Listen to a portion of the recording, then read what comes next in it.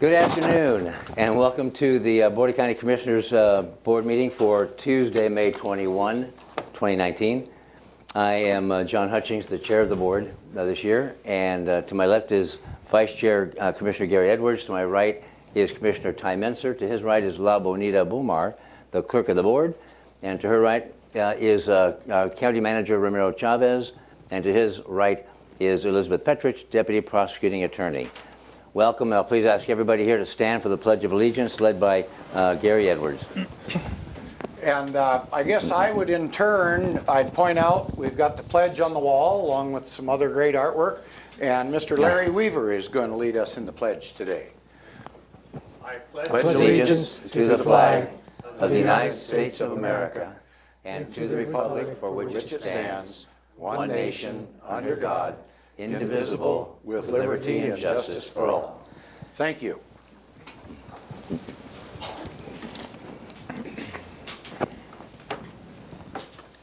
Now, with that being done, I would look for an approval of today's agenda. I would so move for the agenda of Tuesday, May 21st, 2019. Second. It's been moved and seconded to approve today's agenda. Is there any changes or deletions, additions, any? No, sir. Nope. No. All right, it's been moved and seconded. All in favor say aye. Aye. Aye. We have an agenda, and the same with the approval of the board meeting minutes from May 14, 2019. I would move to approve the board minutes from the May 14th, 2019 meeting. Second. It's been moved and seconded to approve the board meeting minutes from May 14, 2019. Any alterations, additions, edits? No, sir. Nope. Nope. All in favor say aye. Aye. Aye. That's done.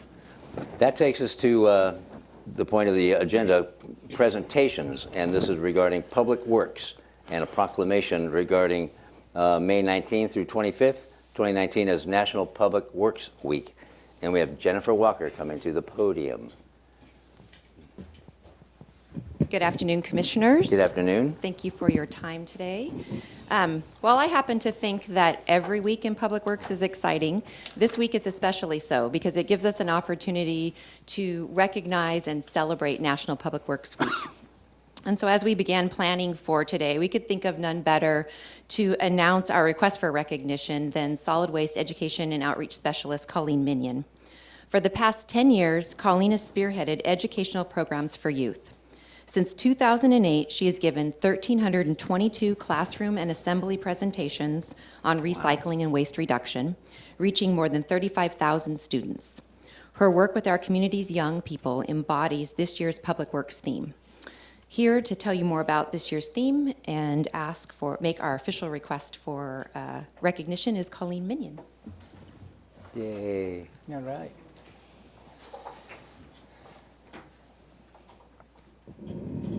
Perfect. Thank you, Jennifer. The Public Works Department is proud to announce It Starts Here as the theme for the 2019 National Public Works Week. This theme represents the many aspects of everyday life that are enhanced due to the efforts of public works professionals across North America. What starts here? Infrastructure starts with public works. Growth and innovation starts with public works.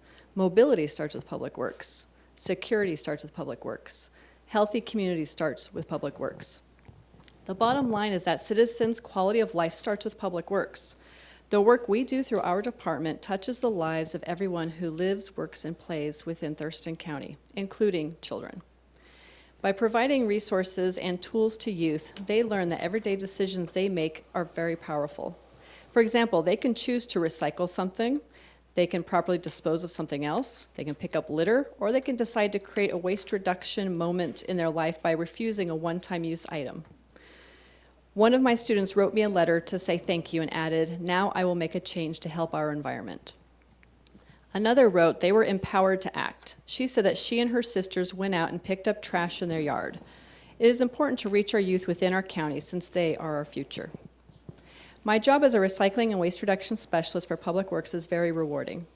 I look forward to inspiring more young residents to help reduce waste and become environmentally conscious, because it does truly start with them.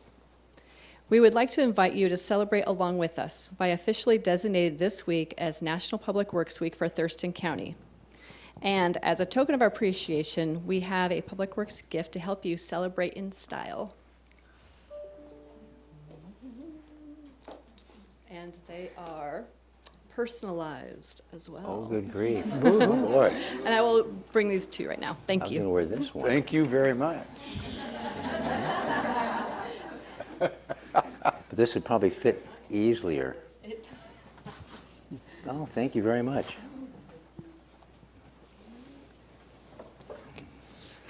Okay, thank you. Very nice. Thank you. Yeah. Feel special. Well done. I also have a special hat for Jennifer Walker as well. Aw. Here we go. Just so everybody knows, Jennifer is our Director of Public Works. Yes.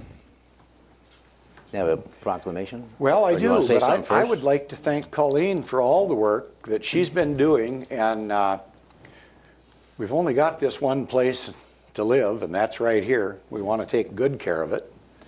And something new that's come up that's real applicable to what you teach young people all the time. We've got a problem right now with garbage disposal. What do we do with what we used to sell to China? Because now they've quit taking our garbage because it has things in it that don't meet the right mix. So it's caused a big problem, not just for Thurston County, but for all garbage disposal operations around the country. So you've had some real forethought in thinking ahead, I guess, in getting our kids ready for this new upcoming challenge that we have. And thank you very much for your interaction with our youth. Because we're leaving it up to those kids to get it right. You know, what are they? They're 30% of our population, but they're 100% of our future. And we do want to get it right. Thank you. I haven't heard that for a while. Do you have any comments? I would like to also thank Public Works and Colleen as well. And it's really cool if you're teaching kids to pick up garbage and recycle and such, if they only did pick up their rooms. But that might be a long stretch. And I really like the motto, it starts here. I like that. I'm going to see that built upon. So thank you very much. As I get to Sea of Orange, I love that. Or Orange Sea, whatever. Beautiful. Go ahead. A proclamation, National Public Works Week. Whereas, for over 50 years, the fourth week in May has been designated as National Public Works Week. And whereas in our modern civilization, public works infrastructure, facilities, and services are of vital importance to grow and protect our sustainable and resilient communities. And whereas such facilities and services could not be provided without dedicated efforts of public works employees from all levels of government, who design, build, operate, and maintain the transportation, water supply, sewage, stormwater, solid waste systems, including recycling systems, and facilities essential to serve our citizens. And whereas it is important for all of us to support the infrastructure that helps our community thrive and to gain knowledge of and take an interest in the public works needs and programs in our communities. Now, therefore, be it resolved, the Thurston County Board of Commissioners proclaims the week of May 19th through 25th, 2019 as National Public Works Week and urges citizens to join in recognizing the substantial contributions public works professionals make to protect our health, safety, and our quality of life. Thank you very much, the Board of County Commissioners.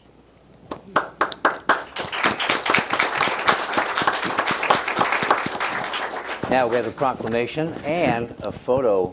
Do you have enough cameras to get everybody in? We've got every orange shirt. Come on up here if you're Public Works. Please come up.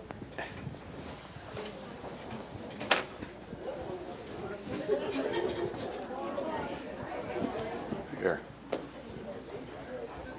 That's not I'll put personal. on my hard hat. That's not personalized. Well, no, it's a hard hat because the head in there is hard, Oh, not excuse me. necessarily the hat. Who's going to get this? Thank you. Let me get a... You'll grab what? 30, was that 35,000 fine. kids? Hi, Carrie, how are you, buddy? Fine, thank you. That's a fair amount. You've had an influence.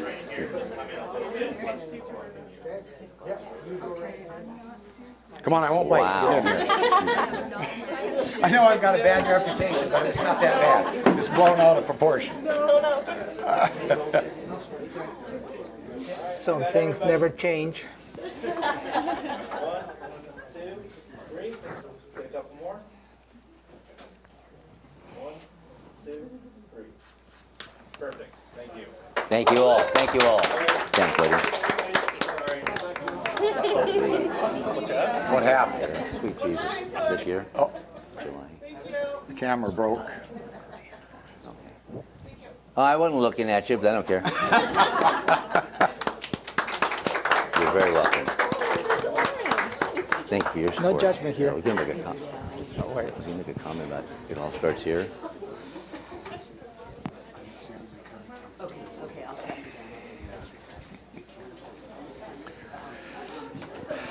Okay.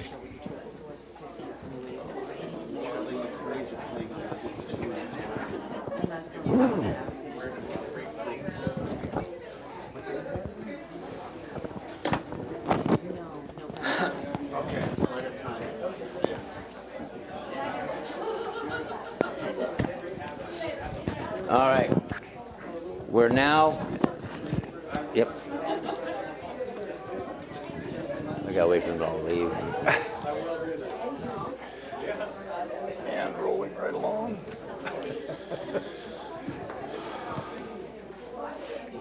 You don't have to go home, but you can't stay here.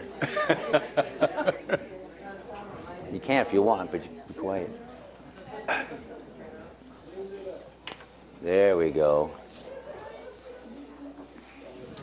So we're now at the appointed agenda for the, it's the opportunity for the public to address the board. And I'll make a few announcements before we begin. This is the time where the board welcomes the public to come and address the board. This is the time for us to listen and not opine, but listen to public comment. And then if there's follow-up, the follow-up will be done by the county manager the following week. We don't respond to public comments. It's on a needed basis. The county manager, like I just said, will follow up on specific items. Speakers are limited to a total of 3 minutes each. And there's a timer up here, and La Bonita has the remote for the timer, and it'll tick down, and you'll hear a beep at the end when your time's up. Please be respectful and not go that far over 3 minutes. If you're mid-sentence, finish it up, but not for another few minutes. Meeting attendees cannot donate their speaking time to another person. The board reserves the right to restrict a person's opportunity to address the meeting for a good cause. And with that said, as you're addressing the board, please address the board and not staff and not the audience. Please silence your cell phones if you haven't. No comments that are lewd or offensive to a reasonable person. Please, we ask that you be civil and respectful. No outbursts of any kind from the audience. No comments that are commercial in nature, such as a promotion for a for-profit business. Nothing hateful, defamatory, or discriminatory, please. Any materials that are provided to the county may be considered public records, subject to public release upon request pursuant to the Public Records Act, Chapter 42.56 of the RCW. And remarks about pending land use permits or similar matters that could eventually come before the board on appeal are not appropriate as well for public comment. Thank you for your cooperation in that. And I'll read the name of the person first up, and then I'll also give the name of the person who's on deck so you can get ready and come on up. So the first one is John Pettit, followed by Larry Weaver. I'm not always taller than other people. Here we go. Okay, there we go. Good afternoon, Commissioners. My name is John Pettit. I live out off of Rich Road in southeast Olympia, or East Olympia. I'm actually going to talk to you very briefly about 3 different things today. And the one I have, as you would have suggested, provided, interacted with, and found no satisfaction in relationship to anything that came from your county manager. and so I presume that his position is in fact your position as commissioners. As such, the Henderson Shellfish Protection septic fee, as I've talked to you before, and it needing to be adjusted according to what the ordinance was, and the county choosing not to actually address issues related to water flow, it appears that the county is seeking that you would rather go into litigation on that, and I am prepared to go ahead and hand this over, and probably a class action which would require the county to actually refund millions of dollars of fees that have been collected illegally because the county has never fulfilled their part and obligation regarding the Henderson shellfish and maintaining proper records and update. The second area, which I'm sure your county manager in your little pre-meeting this morning where you set up for the dog and pony show here, talked to you about the fact that we had some conversation regarding the county budget. And yes, we have.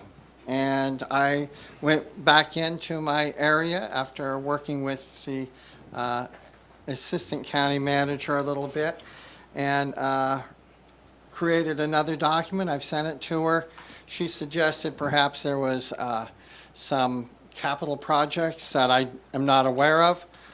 In my document, I sent her any capital projects that would be related to actually building 1, 2, 3, 4, and 6. I'd already highlighted in that. And although you may have capital projects in your budget that you actually suggest, that list does not in fact mean that you're actually going to do anything. And the actual budget documents you have indicate you have no intention of doing these items and updating the building and keeping it in good repair. And of course, that leads me partially to the idea that you think you need a new courthouse. Well, I think that the timing of the election is set well so that Commissioner Hutchings is going to find it impossible to be approved when he is found to be so disapproved of by the negative nature of increasing people's general fund property tax by 39.5%. I realize that's not 39.5% on all taxes, but we're talking about the county, and the county doesn't need to get another $16 million a year revenue just to decide what's best for the people. Let the people decide what's best. Thank you. Thank you. Larry Weaver, followed by Jankovic.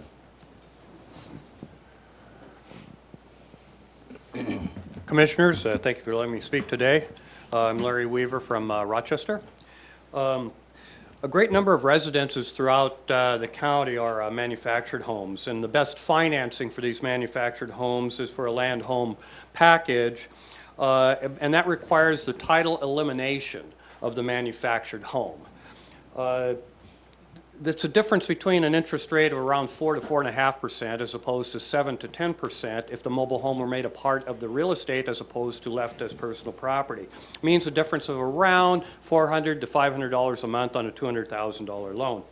I've been assisting a young couple who recently purchased a land manufactured home and helping them walk through the gauntlet of trying to get the title eliminated so they could be approved for the better type of financing.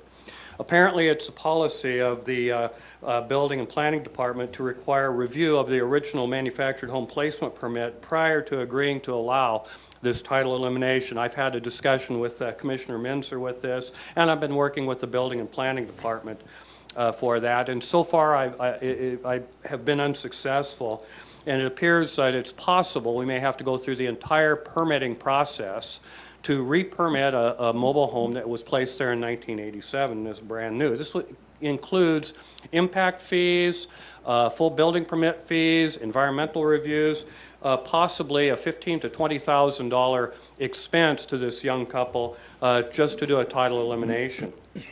On this specific instance, the septic system had been permitted. L&I issued the electrical permit.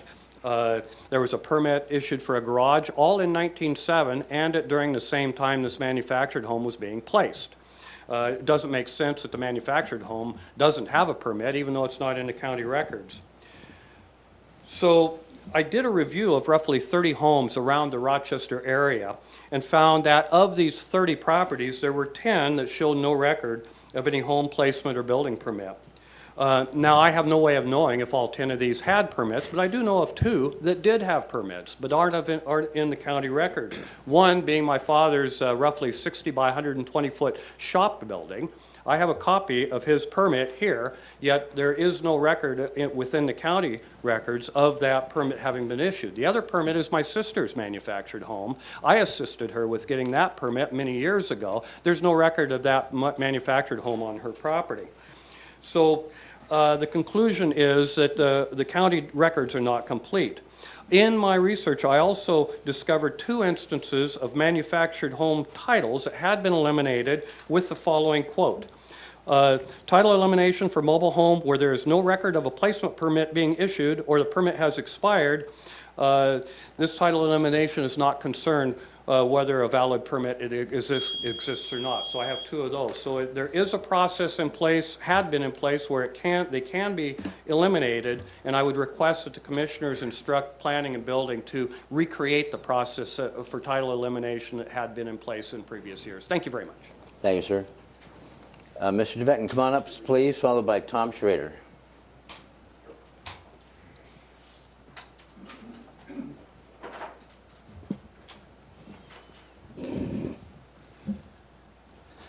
My name is Jankovic. I've lived in Rochester for over 52 years. Last July, after many years of working, the county submitted to U.S. Fish and Wildlife and HCP. Shortly thereafter, I contacted staff and asked them what the process and the forward would be, and they told me that they would meet with the U.S. Fish and Wildlife staff every 2 weeks to identify areas of disagreement and then propose solution, work it out.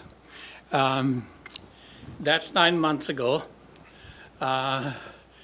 2 or 3 weeks ago, staff reported to you the status of that project, and the words were on hold.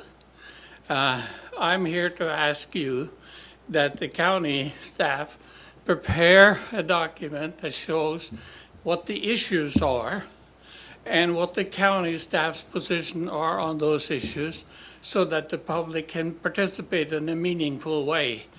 Put on hold doesn't give me any information. I think I'm entitled to some information from the county that shows what the issues are and what we as property owners can do to help solve that issue. Thank you very much. Thank you, Mr. DeVetten. Tom? Tom, I don't see him. He left, okay.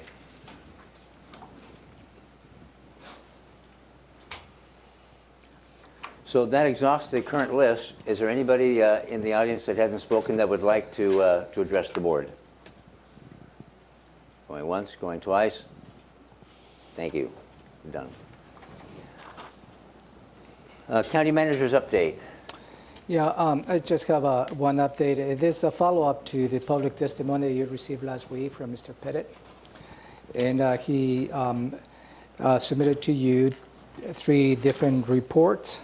And there was the reports related to the Central Services Department, where he highlighted one line item called repairs and maintenance. And those 3 different reports had different dollar amounts. And I believe Mr. Pettit in his testimony was making a reference that perhaps we change the budget overnight. So we follow up with Mr. Pettit. I appreciated his willingness to stay behind after the meeting, and we walked him through the OpenGov. The OpenGov is a database that we have made available to the public, where the public can access the county approved budget. And there are many filters as to how the public can go and secure that information. And I believe the different numbers on the report that he provided to you last week, it was the result of using different filters within the database. During our conversation, we were able to recreate those reports that Mr. Pettit provided to you. And I believe at that point, at least at that point, was satisfactory in terms of how those reports were created. then it not necessarily was that we manipulated the budget overnight, as perhaps he has stated. Also, I did give him a copy of page 39 of the budget. We have a line item of all the different facility projects that we have planned with the specific dollar amounts here in the county, including projects here at the courthouse campus. Now, today's testimony will follow up. Robin Campbell, Assistant County Manager, is out of the office, so I don't think she has been able to see the report that Mr. Pettit submitted. So we'll review that new information, and we'll come back in the next board meeting and respond accordingly to his new request for information. That's all I have. Any questions for the county manager? No, sir. Thursday, we have a meeting, Thursday the 30th, we have a meeting with U.S. Fish and Wildlife to discuss the HCP, I understand. I have no idea where it's going to go, Right. but that's next week. So thank you. There's the process not necessarily is on hold, as Mr. Tibetan stated today. What we are waiting is a formal response from U.S. Fish and Wildlife to the draft plan that was submitted last July.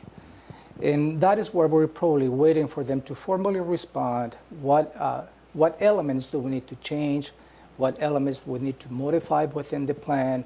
So at this point is we're just waiting from them to formally tell us what is it that we need to change within the review process. So from the county's perspective, there is nothing that we're holding back related to this process. We're just waiting for the feedback from U.S. Fish and Wildlife. Yeah. All right. That takes us to item number 3 on the agenda, the consent items A and B. Is there a motion? I would move to authorize the Thurston County Treasurer's Office. Wait a minute. Or just all the consent items, A and B? Yeah. Okay. Not so much individually. Consent items A and B. I would authorize to pass consent items A and B. I'd make a motion to do so. Okay. Second. It's been moved and seconded to approve consent items A and B. Any discussion on them? No. Okay. All in favor say aye. Aye. Aye. That's done.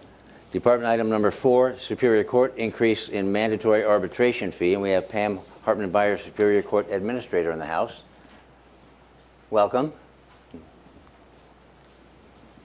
Good afternoon, Commissioners. My Good name is afternoon. Pam Hartman-Beyer. I am the Superior Court Administrator. I'm here to ask that you set a public hearing on July 9th at Thurston County's Courthouse Building 1, Room 280, to accept public comment on an ordinance to increase mandatory arbitration filing fees in regards to mandatory arbitration.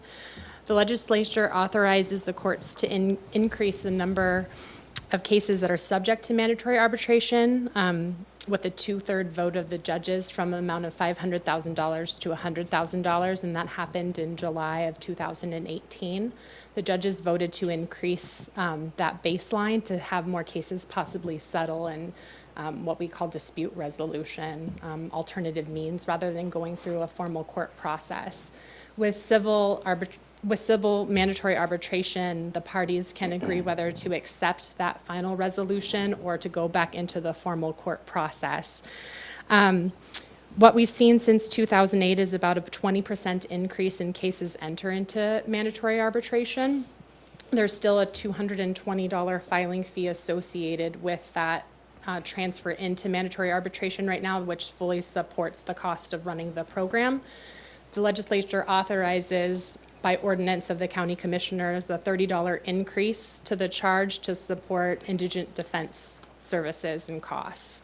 We're asking that you consider increasing the costs by $30 to a filing fee of $250 to support indigent defense services within the court in regards to dependency in juvenile cases where the court appoints attorneys for kids and juveniles that have been appointed and need assistance within our court system. Questions or comments? When was the last time there was an increase in this fee to the citizens? So we didn't start, the ordinance was actually first created and I have the exact date. The first public hearing happened on December 1st, 2015. And at that time, we were the only county out of 19 counties with a population above 100,000 to not have a filing fee. So at that time, we adopted a filing fee of $220 by ordinance. But at that time, there wasn't this assist towards indigent individuals involved, like you said? Correct. That change happened in July of 2018. Okay. That's it. Thank you. Questions or comments? Did I miss, what is the current fee? $220. Okay, so it's a $30 increase is Correct. proposed? And you use the term indigent defense, and many people think that is just like the public defender for a criminal-related matter, and it's not. It's for family court as well, for custody, guardian ad litem, and other family issues. We would move to just use it to appoint attorneys. So when kids are removed because of abuse or neglect, attorneys are appointed on behalf of children and families. They can also be appointed for parents that may have mental health issues and they need another attorney to decide competency. That's why I prefer, instead of indigent defense, I prefer the term justice for all. It's the same thing, but many people don't realize that. I will speak your language. Well, no, that's fine. I'm just commenting. But thank you, Pam. That's it. Motion? Okay. I would move to set a public hearing on July 9th, 2019 at 3 p.m.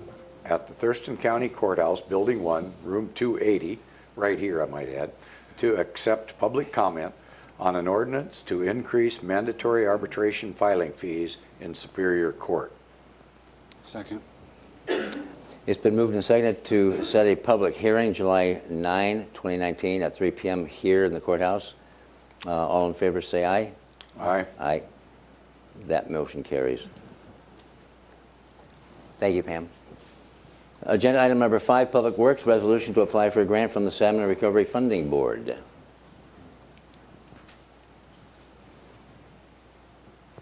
Welcome. Good afternoon.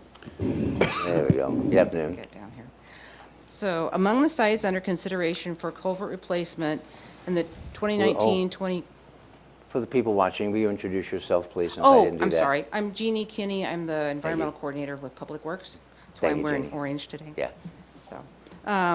So the projects we have under consideration for the replacement under the 2019 and 2020 Fish Passage Enhancement Program, there are 2 sites that are eligible for, or potentially eligible for funding through grants. And so Public Works is requesting permission to apply for $160,000 in grants to supplement the existing funding for the replacement of fish barrier culverts at 2 sites, Salmon Creek at Jones Road and Elbow Lake Creek at Peisner Road. These 2 culverts have been assessed and ranked under the Fish Passage Enhancement Program. The grants are from the Salmon Recovery Funding Board, SURF Board, and they are administered through the State Recreation and Conservation Office, RCO, which requires this resolution of all applicants. The grants will be used to supplement the REIT funds that have been allocated for the Fish Passage Enhancement Program. These projects are in the 2019-2020 Public Works budget, the current statewide transportation improvement program, and capital facilities plan. They're in alignment with the county's strategic plan and Initiative 8 to support robust and well-maintained infrastructure systems for a thriving community. And there's a whole packet that has some photos and maps and that kind of thing. Do you have any questions? Any questions? Yes. What makes, what is it about these 2 sites that make them eligible for this grant money as opposed to other sites? Basically, it's the WIRA, the Water Resources Inventory Areas. And so the site on Salmon Creek and Jones Road is the Chehalis Basin, WIRA 2223. And the Peisner Road site is in the Nisqually Watershed, WIRA 11. And so basically, each WIRA gets an allocation of money through state and federal funds. And then there's this process of applying for grants and being approved for the grants. And so we looked at, projects that fit within those geographic areas and that we thought would be, good fits with their plans. Yeah, I'm not sure I did that.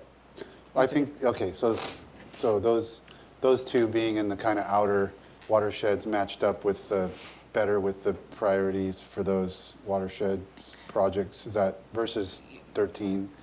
Yes. Okay. I think I follow that. Do you have a question or comment on this?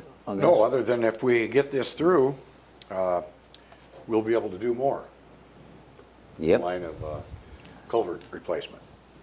I guess that's the intent. Yes, right? that's our theory, is that we can use to leverage with the REAP money that's been allocated, and that if we happen to land some of these grants, then, little bits and pieces, it would be enough to maybe do another project also.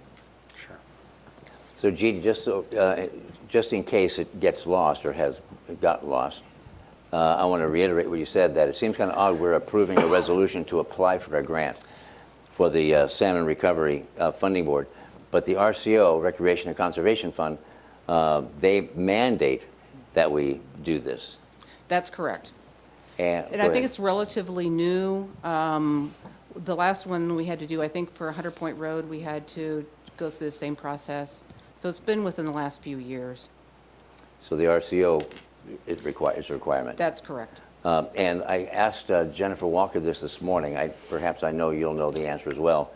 Thurston County, being the capital county of the state, are we still leading all other counties in the state when it comes to salmon or fish barrier removals? I would certainly hope so. Yes, as far as I know. The answer is yes. Yes.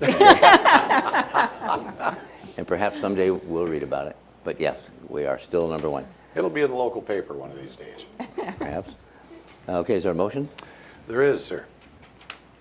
I would move to approve the resolution to apply for $160,000 in grants from the Salmon Recovery Funding Board, administered through the Washington State Recreation and Conservation Office, to replace fish barrier culverts on Salmon Creek at Jones Road and for the Elbow Lake Creek at Peisner Road.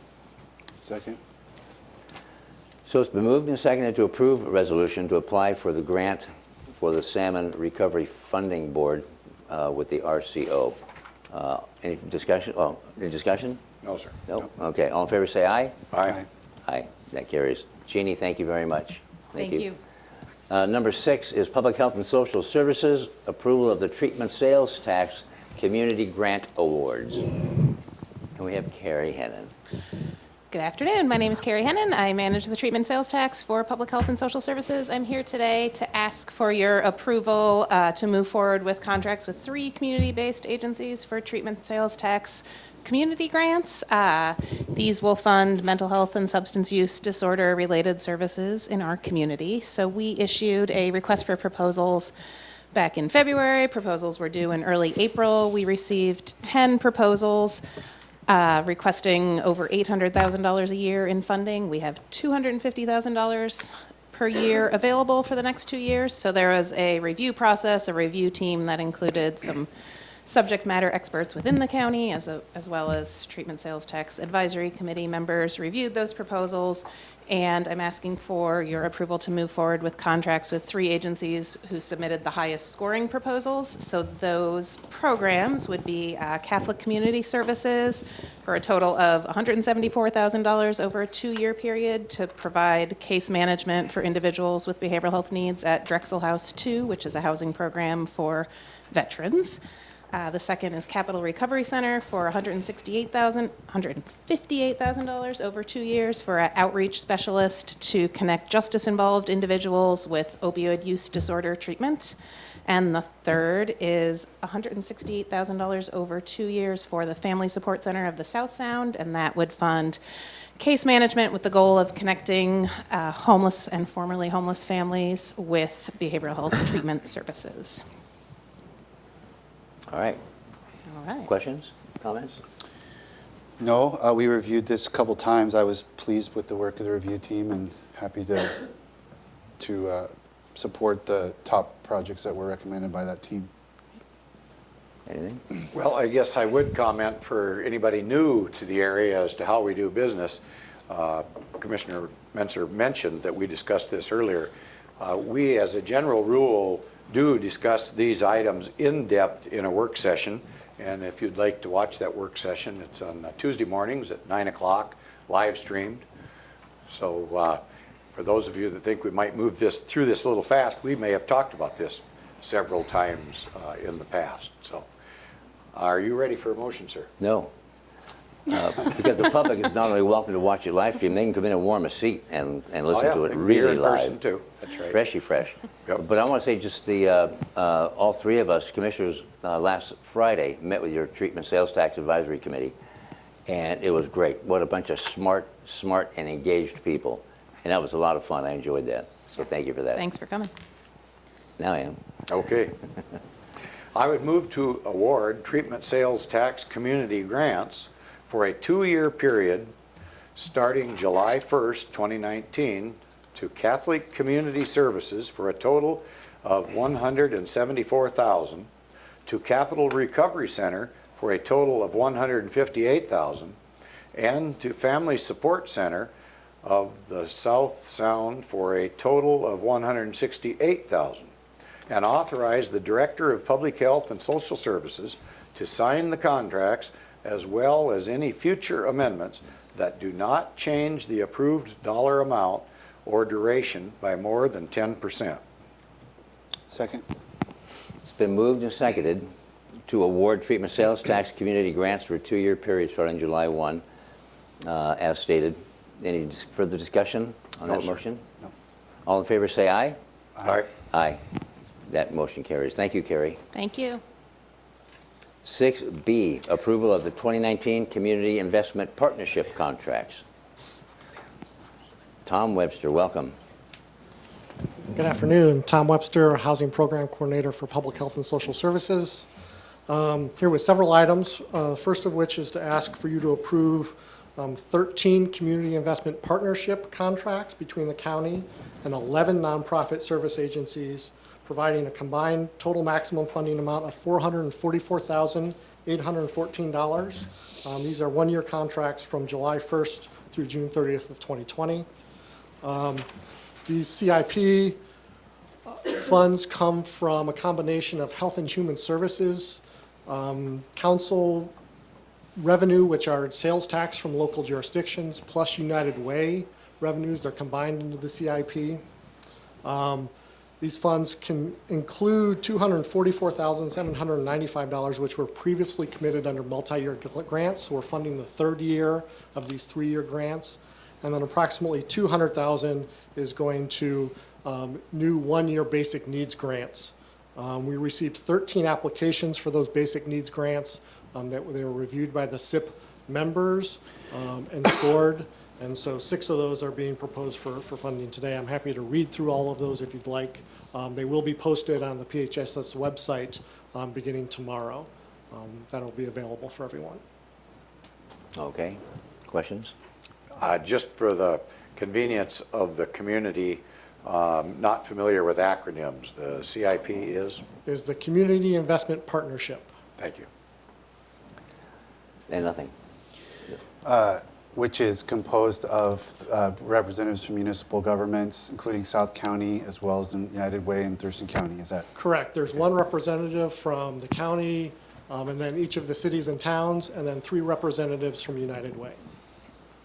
Perfect. Thank you. Motion. Okay. I would move to approve the Community Investment Partnership contract between the county and the 11 nonprofit service providers for a combined total maximum funding amount of $444,814 for the duration of July 1st, 2019 through June 30th, 2020, and authorize the Director of Public Health and Social Services to sign the contracts as well as future amendments that do not change this approved dollar amount by more than 10%. Second? It's been moved and seconded to approve 13 community investment partnership contracts between the county and 11 nonprofit service providers. Any further discussion? No. Nope. All in favor say aye. Aye. Aye. Motion carries. And 6C, approval of United Way of Thurston County CIP contract. Great, thank you.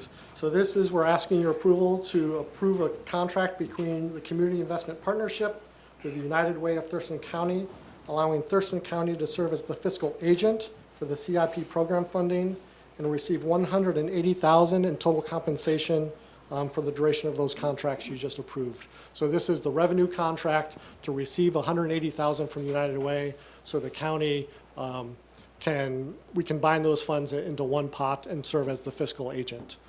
So this follows on the item that you just approved to receive that $180,000 from United Way. Okay. Questions, comments? No. Anything? No, sir. Nope. I would move to approve the Community Investment Partnership CIP contract with United Way of Thurston County, allowing Thurston County to serve as the fiscal agent for CIP program funding and receive $180,000 total compensation for the duration of July 1st, 2019 through June 30th, 2020, and authorize the Director of Public Health and Social Services to sign the contract as well as any future amendments that do not change the approved dollar amount by more than 10%. Second? It's been moved and seconded to approve the CIP contract with United Way of Thurston County. Any further discussion? No, sir. Nope. Okay. All in favor say aye. Aye. Aye. Motion carries. Thank you, Tom. Hello, Tom. Tom's up there. Still here. Is it still Tom? 6D, David, authorized to sign State Department of Commerce revenue contract. Yeah, so this is another revenue contract. This is revenue from the State Department of Commerce. It's a 2019 through 2021 two-year revenue contract for the Consolidated Homeless Grant, or CHG, and Housing and Essential Needs, HEN contracts in the amount of $5,935,955, which will provide funding for our county homeless programs and services. So this is 2 years' worth of funding that we're receiving from the Department of Commerce. And then the next agenda item will ask you to spend half of that money on upcoming homeless service grants.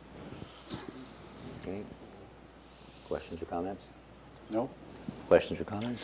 No, just because our dollar amount is getting up there, I want to make sure the public knows we've had numerous discussions about this prior to this meeting. And this item and the next one is nearly $6 million. And this agenda item going to homeless grant and the essential needs, which is vital, but still not sufficient enough to solve anything. Correct. But it helps. All right. Thank you. I would move to authorize the Director of Public Health and Human Services, PHSS, to enter into and sign the Washington State Department of Commerce 2019-2021 revenue contract for the Consolidated Homeless Grant, CHG, and Housing Essential Needs, HEN, in the amount of $5,935,955, which provides funding for the county homeless programs and services, and authorize the director to sign any future amendments that do not change the approved dollar amount or duration by more than 10%. Second? So it's been moved and seconded to approve a housing contract between the county and 13 nonprofit organizations. Any further discussion? No, sir. No. Nope. Okay. All in favor say aye. Aye. Aye. That motion carries. And Tom's still there. Still here. 6, we're not on 7, this is still 6, isn't it? 6E. 6. Approval of the 2019 housing contracts. So for this item, I'm asking your approval for to approve housing contracts between 13 nonprofit organizations to fund 30 projects for a combined total maximum amount of $5,999,876 for 2019 program year. So these are, we went through an RFP process similar to TST, treatment sales tax, and issued an RFP in February. We received 20 proposals for homeless and housing service applications, 5 applications for housing capital projects, and then 6 applications for housing basic needs applications. These applications were reviewed by a team of subject matter experts from 2 from Thurston County, 2 from Olympia, 1 from Lacey, 1 from Tumwater, and 1 from the Regional Planning Commission representing South County. They made those recommendations. They reviewed and scored those applications and made recommendations to the CIP, the Community Investment Partnership, who reviewed those recommendations and are forwarding those recommendations to you to fund these 30 projects. So once again, there are a total of 4 capital housing projects for $956,899. Those will include federal funds that will come for your approval later as well. 14 affordable housing and homeless service projects for a combined total of $4,407,977. And then 6 housing basic needs projects for a total of $160,000. Any questions or comments? No questions. I had the pleasure, really, because it was really informative and interesting, of substituting for Commissioner Hutchings, who's a member of the Community Investment Partnership, in the final sort of vetting of the technical team's recommendations and figuring out, the ins and outs. And there was really good, really committed people who put a lot of time into it, and I was impressed by the quality of the discussion, and I'm supportive of the recommendations that were made. Thank you. Questions or comments? No, sir. The capital projects that you mentioned and the other projects, are these brand new constructions for apartments or homes? Yes, the capital projects will be new construction projects. There are 3 projects that we're funding. Lehigh Low Income Housing Institute is planning to build about 60 units in Olympia. The Family Support Center has a project of between 40 and 60 units for their new property. And then Horizon Housing Alliance is a nonprofit who's planning to build 72 units of affordable housing. Thank you. And those will take several years to complete. So we're expecting those to be completed by 2021 or 2022, depending on when they receive their full financing. I attended some event, I don't remember when or where, and it might have been with you folks too, my seatmates, where they talked about the 4 L's of housing: land, lumber, labor, and loans. And this big chunk of dough is going to help move to that end. Where was it? Do you remember? Was it the South Sound Military Communities Partnership? That's it, South Sound. Elected Leaders Council Breakfast. Yeah, yeah. So thank you very much. I knew I heard it somewhere. Yeah. Okay, is there a motion?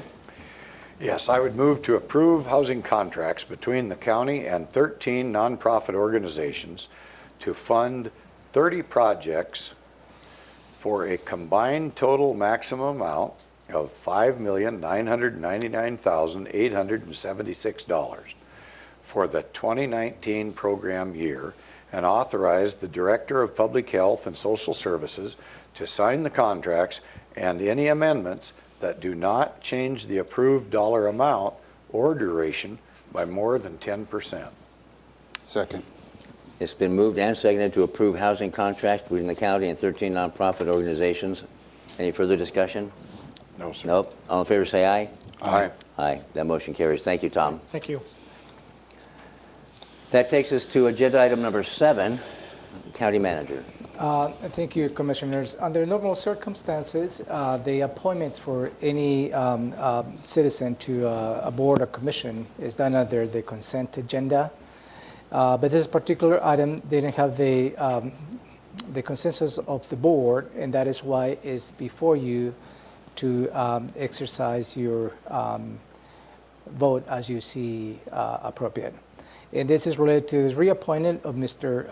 Richard McNamara to the Agriculture Advisory Committee for the term of May 12, 2019 to May 12, 2021.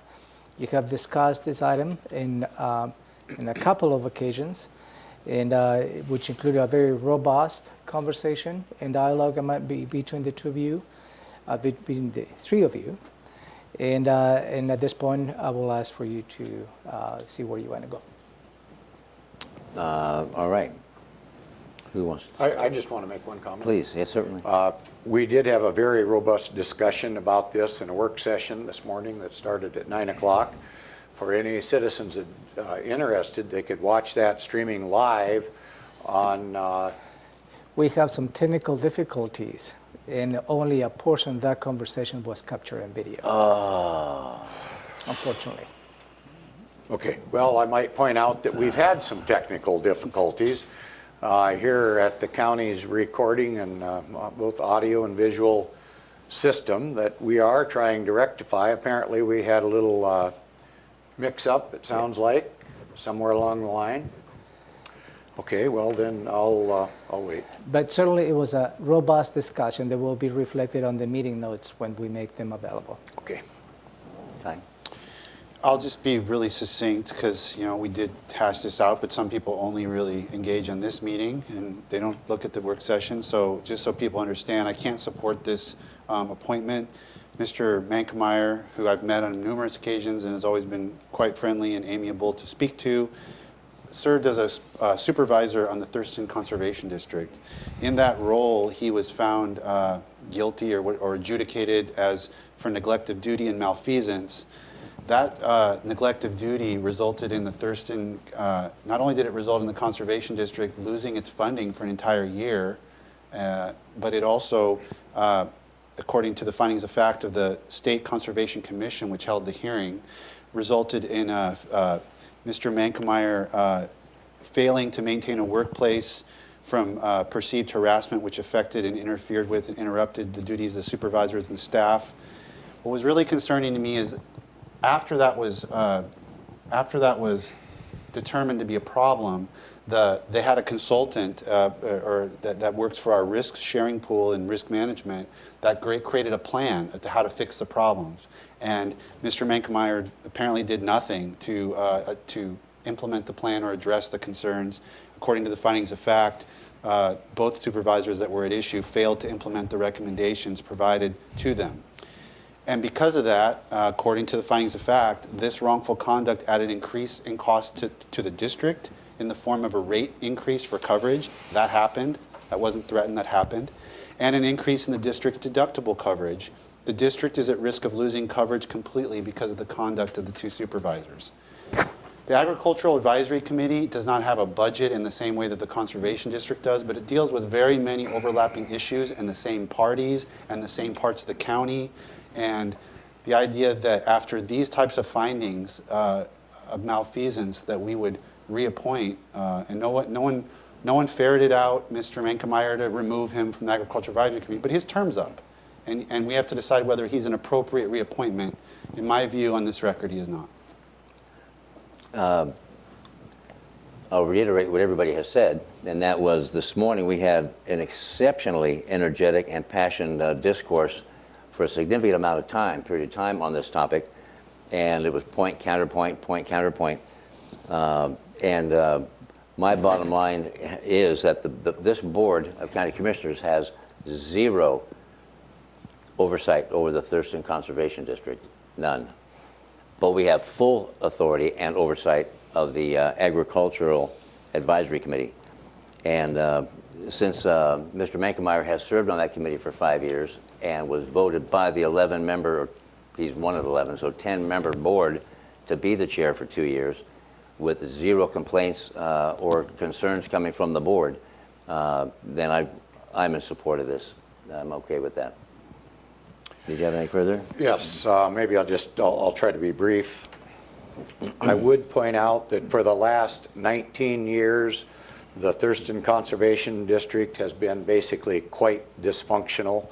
I would encourage anybody to go to the local paper of record, that's the Daily Olympian, and look in their archives, and you'll see numerous articles about the activity that had been taking place for years at that location.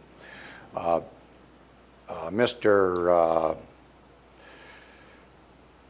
Mankemeyer came to my office shortly after I was elected and knew that my background was the prior sheriff of Thurston County. And he came here as a whistleblower. I didn't know him from Adam, and wanted to see if we couldn't get to the bottom of some shady behavior that was going on, that he perceived was going on at the Conservation District. Commissioner, the chair just explained that we have no oversight authority, but we looked into it a little bit. We didn't get very far, and I would like to point out that this is, there is still litigation pending on this issue. He did come in as a whistleblower. We've had no complaints at all from the Ag Committee, which he is chair of that particular group. These people work and do the county's work for us for no pay. It's kind of a thankless job, and this is a good example of what a thankless job it can be. Although things have not completely been rectified, we have taken some action of oversight, although it's just a gentleman's agreement for this year for the Conservation District, and we're hoping we can get things straightened out.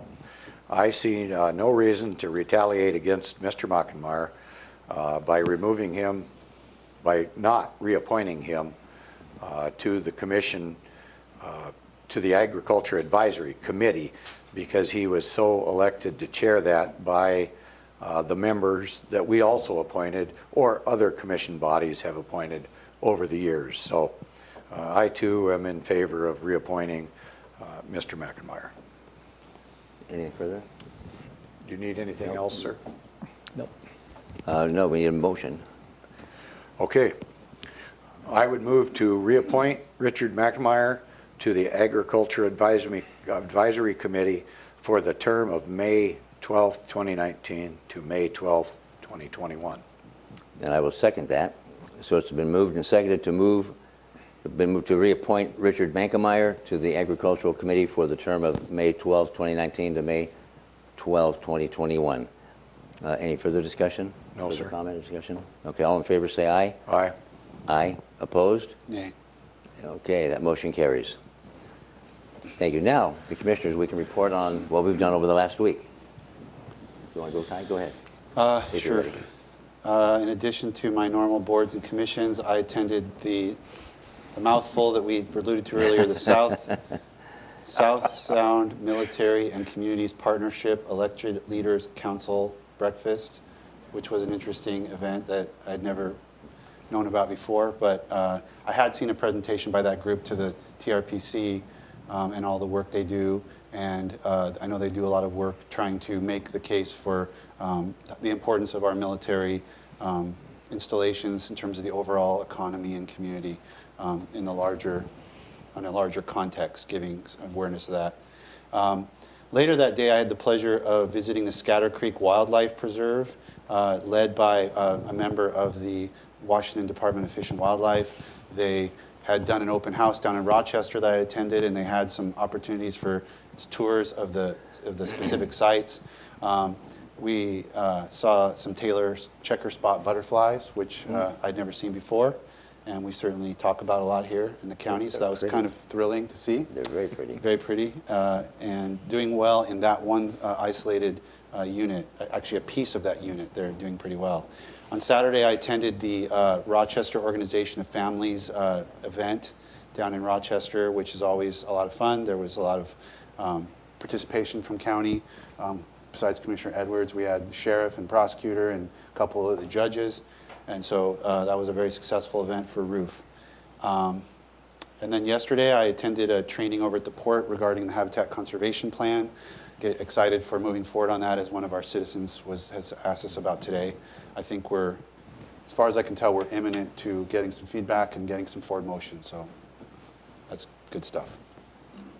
So aside from the SSMCP, which is easier to say, the day before, a week ago tonight, I attended the Bucota Town Council meeting along with Rick Thomas and Ron Thomas, and we presented on the courthouse project. Then on Tuesday, or Thursday rather, I met with President Tim Stokes of South Puget Sound Community College and his marketing director. And we talked about a program called Modern Warrior Live. March of last year, 2018, I attended a national mental health or behavioral health conference in Washington, D.C. And this group, Modern Warrior Live, performed 20-minute, and then later in the evening they did I think a 45 or 50-minute program, and it's musical theater where a soldier is recounting his pre-deployment, his deployment, and his post-deployment with post-traumatic stress disorder. And it's done in such a way theatrically with kind of a bluesy jazz type music that accentuates and complements what he has to say, along with a big screen that highlights again and backs up what he has to say, and it's exceptionally moving. So I met with Dr. Tim Stokes to see what's the likelihood of bringing that from Ohio out to the West Coast for our veterans and veteran families and supporters and caregivers and such. And so SPSCC, or Dr. Tim Stokes, is working on that currently, and I am thrilled that he was moved by the video presentation that we did, as well as Kelly Green, his marketing director. And then we attended last Friday the Treatment Sales Tax Advisory Committee, kind of a meet and greet over in personnel in their training room. And that was engaging and enlightening to hear from all these folks that sit on this committee, nine members of the committee, that discern and go through all the applications of who is going to receive what kind of funding from the treatment sales tax. And these are exceedingly brilliant, engaged folks, and it makes me comforted knowing that we have this advisory board that does that footwork for us. And then Saturday, I gave my tickets to ROOF, the Rochester Organization of Families. I gave my pair of tickets for the dinner to another family or another couple so they could attend, because my wife and I attended with my son and his wife the International Military Band Concert in downtown Olympia at the Performing Arts Center. And my son, as you well may remember, is a retired disabled Army veteran. And it was a very fun, funny, and again, moving event, the music that they play and such. And in attendance were 2 World War II veterans. And they were showcased at the end, or not, they were just spotlighted at the end and acknowledged, and they received a standing ovation, which is very, very cool. Hence, last Saturday was Armed Services Day, and this Monday is Memorial Day weekend, and so I'm wearing the poppy, made famous by Flanders Field, right? The poem. And if you ever heard of Moena Michael, she was from the 1940s era, and she wrote a book, and she had an answer to the poppies from that poppy poem, Flanders Fields, from the American perspective. And I'm going to read it because it's really short. We cherish too the poppy red that grows on fields where valor led. It seems to signal to the skies that blood of heroes never dies. Beautiful. And I encourage everybody watching to come out to the Capitol Rotunda on Sunday at noon, or get there early, and watch the presentation that'll be done on Memorial Day in our Rotunda. It's a beautiful event. And that's what I have. County Manager, I'm turning to you now. Oh, I'm sorry. That's okay. I'm used to you going. I got out of the Army more than 50 years ago.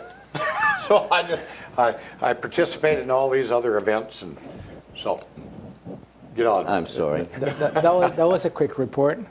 Quick report. So let me walk you through for the next 2 weeks, considering the next Tuesday there is not a board meeting. And the appointments that are going to be part of my report is where at least 2 commissioners are present. You may have individual appointments on your individual calendars. Those will not be part of my report. Today at 3:30, you will have your regular Transportation Benefit District meeting. Tomorrow, Wednesday the 22nd at 9 in the morning, you have a briefing on the Strategic Plan Initiative number 18 of the Thurston County Strategic Plan, and that is related to the classification and compensation project. HR will be here to give you that briefing. At 10 in the morning, you will have a Board of Health, a special meeting where Public Health and Social Services staff will give you a briefing on water quality programs across the county. At 3:30 in the afternoon, tomorrow, Wednesday, the 22nd, you will have a public hearing debrief related to the emergency housing ordinance interim regulation that you're currently considering approving.